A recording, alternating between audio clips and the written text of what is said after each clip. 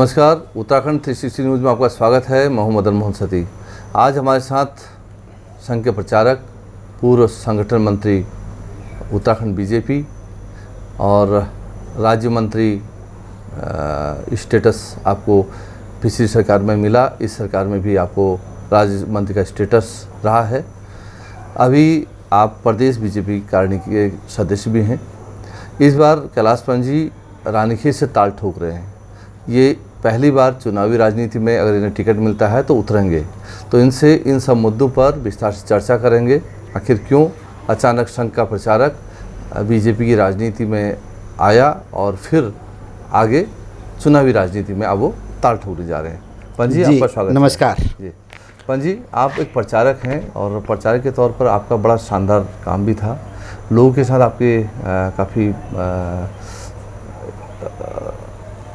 ये कह सकते हैं कि काफ़ी जुड़ाव है। लोग आपको व्यक्तिगत तौर पर जानते हैं। प्रदेश के लगभग सभी, मैं ज़िले तो क्या गाँव में भी कह सकता हूँ आपकी पकड़ है। फिर रानीखेत से ही आप ताल ठोकने की बात आपकी आ रही, क्यों आखिर रानीखेत आप चुन रहे हैं? देखो, मैं 2002 में उत्तराखंड में भारतीय जनता पार्टी के संगठन मंत्री के रूप में आया और मैं तब से लेकर आज तक लगातार काम कर रहा हूँ। और राजनीति में अनेकों प्रकार के उतार चढ़ाव आते हैं और मेरे जीवन में भी आए हैं। मैं कभी निराश नहीं हुआ, कभी हताश नहीं हुआ, क्योंकि मुझे लगता है कि हम विचारों के लिए काम कर रहे हैं, अपनी पार्टी को आगे बढ़ाने के लिए काम कर रहे हैं। मेरी पार्टी, मेरे विचार बढ़ने चाहिए। यदि मेरी पार्टी और मेरे विचार आगे बढ़ रहे हैं तो कहीं ना कहीं हम भी आगे बढ़ रहे होते हैं। जहाँ तक रानीखेत विधानसभा से ताल ठोकने का सवाल है, मैं कभी चुनाव लड़ा नहीं या कभी विधायक अभी तक बना नहीं, किंतु मुझे ये सौभाग्य प्राप्त हुआ है कि मैंने अनेकों चुनाव लड़ाए हैं और प्रयास करने पर अनेकों विधायक बने भी हैं। जब मुझे लगा कि रानीखेत विधानसभा, इससे पहले आदरणीय अजय भट्ट जी हमारे वहाँ से विधायक रहे हैं, नेता प्रतिपक्ष रहे हैं, प्रदेश के अध्यक्ष रहे हैं। दुर्भाग्य से 2017 का चुनाव वो हारे। होना चाहता वो चुनाव जीतते तो रानीखेत का बड़ा सौभाग्य होता कि हमको एक अच्छा मुख्यमंत्री भी प्राप्त मिलता। वो चुनाव हारने के बाद जो है वो सीट रिक्त हुई और अनेकों हम लोगों में भी कि आगे क्या होगा। परंतु बड़ा सौभाग्य रहा कि अजय जी को लोकसभा का टिकट मिला नैनीताल से और वह लोकसभा के सदस्य बने। आज वो हमारे बीच में एक राज्य मंत्री के रूप में भी हैं। उनका बड़ा योगदान उस क्षेत्र में रहा है और हमको लगा कि उस क्षेत्र में उसको रिक्तता को भरना ही चाहिए। मेरे मन में भाव आया और मैं भी लगातार पार्टी में काम करता हूँ। व्यक्ति की महत्वाकांक्षा भी होती है कि मैं राजनीति में आगे बढ़ूँ और चुनाव भी उसके सामने विकल्प होता है। तो मैंने तय किया कि रानीखेत से इस बार मैं प्रयास करूं और मैंने अपना प्रयास किया और मैंने जारी रखा है प्रयास अभी तक। मैं पिछले 2-2.5 साल से रानीखेत क्षेत्र में काम कर रहा हूं। 133 बूथ हैं। प्रभु कृपा से मैंने उन सब बूथों को मेरे उंगलियों पर हैं। आज मुझे हर भौगोलिक परिस्थिति का वहाँ की जानकारी होगी है, सामाजिक समीकरण क्या है वहाँ पर, इसकी मुझे वहाँ की जानकारी है और वहाँ पर किस प्रकार से राजनीतिक समीकरण है वो भी मेरे संज्ञान में आ रहे हैं। भौगोलिक परिस्थितियाँ भी मैंने बड़े अच्छे ढंग से वहाँ की समझ ली हैं और लोगों को जान भी लिया है, पहचान भी लिया है। किंतु मुझे ऐसा लगा कि कैलाश आपने बहुत काम किया है भाजपा में, अनेकों राज्यों में आपने चुनाव लड़वाए हैं, अनेकों जिलों के आप प्रभारी रहे हैं, किंतु जो आपका गृह क्षेत्र है, जो रानीखेत विधानसभा है, आपको यहाँ के लिए भी कुछ करना चाहिए। और मैं निश्चित तौर पर एक विजन को लेके वहाँ गया, एक क्लियर कॉन्सेप्ट को लेके वहाँ गया। ऐसा नहीं कि मेरे मन में भाव आया और वहाँ को चल दिया, ऐसा नहीं है। मैंने बड़ा अध्ययन किया जाने से पहले और मैं आज उसी दृष्टि से वहाँ काम कर रहा हूँ और वहाँ की जनता ने मुझे अपना आशीर्वाद दिया, मुझे अपना प्यार दिया। मैं निश्चित तौर पर रानीखेत विधानसभा को एक आदर्श विधानसभा बनाऊँगा। जी, आपके बारे में अभी मैं कुछ दिन पहले वहाँ रानीखेत विधानसभा के कुछ इलाकों में गया। लोग कहते हैं कि आप वहाँ जो बूथ हैं उन सब बूथों में व्यक्तिगत तौर पर लोगों को जानते हैं। अमूमन नेताओं के साथ ऐसा होता नहीं है। तो आप जो संगठन क्षमता आपको आरएसएस से मिली, तो क्या ये उसका कौशल है या ये आपकी व्यक्तिगत 2-2.5 साल की मेहनत का नतीजा है? सती जी, आपने बड़ा अच्छा प्रश्न मेरे से किया, क्योंकि मैं बूथ तक भी इसलिए जा रहा हूँ कि मैं सब संघ का प्रचारक था। तो संघ के प्रचारक के लिए कहा जाता है कि उसके पैरों में चक्र होना चाहिए, यानी चरेवेती चरेवेती, चलते रहो बढ़ते रहो बढ़ते रहो। संघ का प्रचारक एक जगह रुक नहीं सकता है और जब मैं राजनीतिक क्षेत्र में गया, मैं कई बार बैठ के राजनीति नहीं कर सकता था जी या किसी सड़क पर राजनीति नहीं कर सकता था, जी क्योंकि मुझे चलने का भी बड़ा शौक़ है। जी मैंने कहा गांव तक जाना चाहिए, गांव में जब जाएंगे तो वहाँ की जो स्थितियाँ उनके बारे में जानकारी मिलेगी। यदि मैं गांव में जाऊंगा तो कार्यकर्ताओं से मेरा फेस टू फेस जो है वार्ता होगी, चर्चा होगी, उनके घर में बैठ के चाय पीऊँगा तो मेरे उनके साथ एक गहन परिचय आएगा।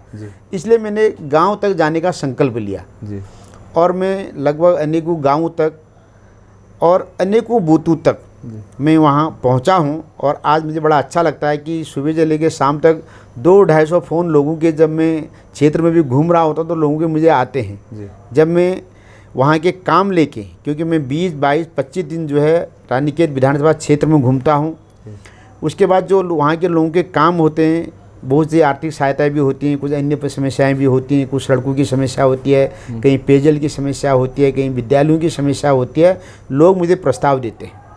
मैं उन कागज़ों को लेके, उन फाइलों को लेके यहाँ आता हूँ, तो मैं यहाँ पर भी जो हमारे संबंधित मंत्री हैं, माननीय मुख्यमंत्री हैं, मैं उनसे सीधे बात करता हूँ और वो काम कराने का प्रयास करता हूँ। जी जी।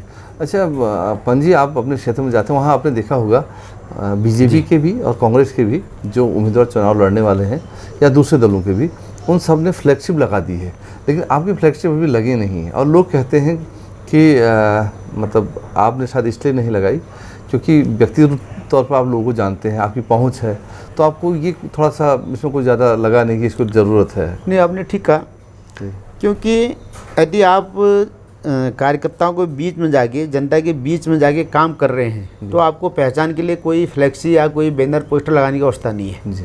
क्योंकि आप सीधे संवाद कर रहे हैं कार्यकर्ता से, और कार्यकर्ता जब सीधे संवाद आपका होता है तो कार्यकर्ता भी आपको जानता है, वो आपके विचारों को जानता है, आपके आचरण को जानता है, आपके व्यवहार को जानता है, आपके जो है कृतित्व और व्यक्तित्व को जानता है। फ्लैक्सी सिर्फ एक फ़ोटो होती है, उसमें अनेकों चीज़ें लगी तो लोग देखते हैं और एक सेकंड उनको देखने में लगाते हैं, एक सेकंड में वहाँ से मुंह भी मोड़ लेते हैं। इसलिए फ्लैक्सी लगाने से या बहुत बड़े बैनर लगाने से कोई बहुत बड़ा प्रचार नहीं होता है।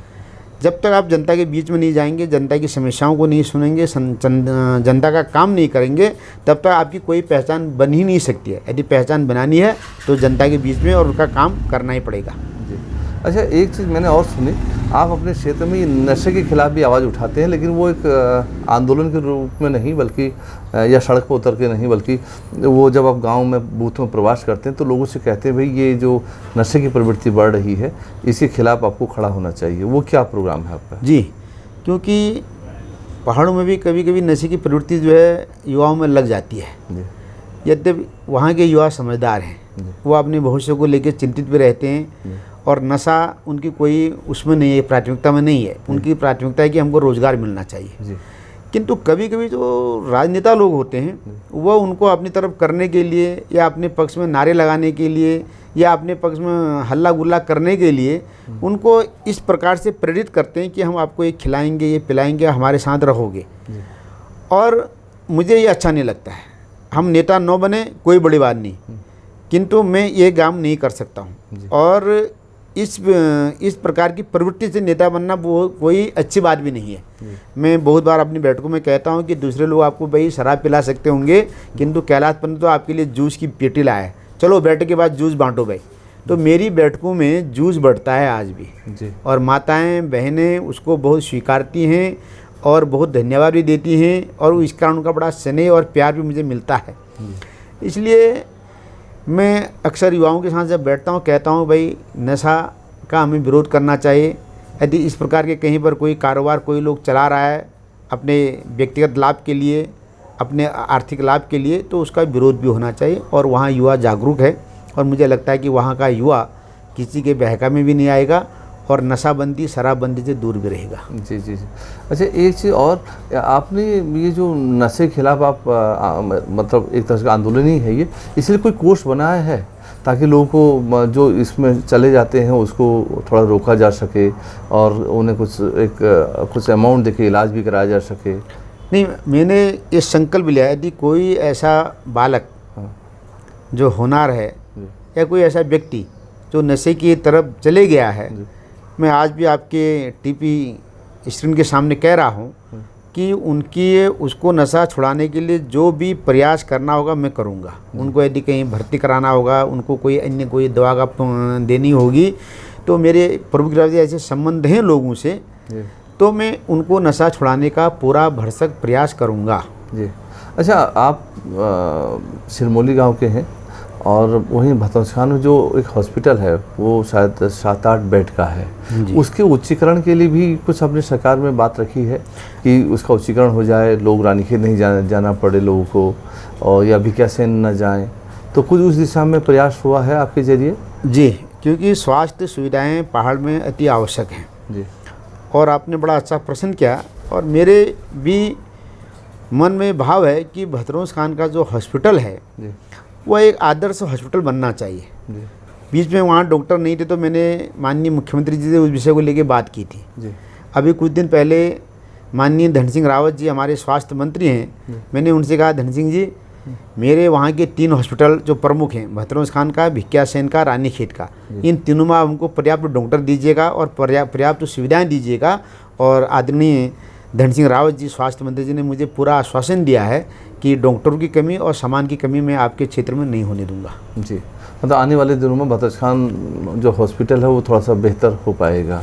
निश्चित तौर पर उसके लिए मुझे जो भी प्रयास करने होंगे मैं करूंगा और एक बेहतर हॉस्पिटल उसको बनाने का प्रयास करूंगा। अच्छा पंजी, आपकी नॉलेज में एक बात है कि नहीं है, बहुत साल 1990-91 में जी जीनापानी में एक आंदोलन हुआ जिसमें 2-3 शर्तों की मांग थी। एक था कि सड़क बने, एक हॉस्पिटल और स्कूल का उच्चीकरण तो हुआ, वहाँ पर सड़क भी बनी, लेकिन वो जो अस्पताल वाली बात थी, वो अस्पताल मतलब उसमें डॉक्टर आयुर्वेदिक नियुक्त हुए, लेकिन वो एक किराए के मकान में चलते हैं, जबकि उसके लिए ज़मीन जो है उस टाइम पर दान भी की गई थी।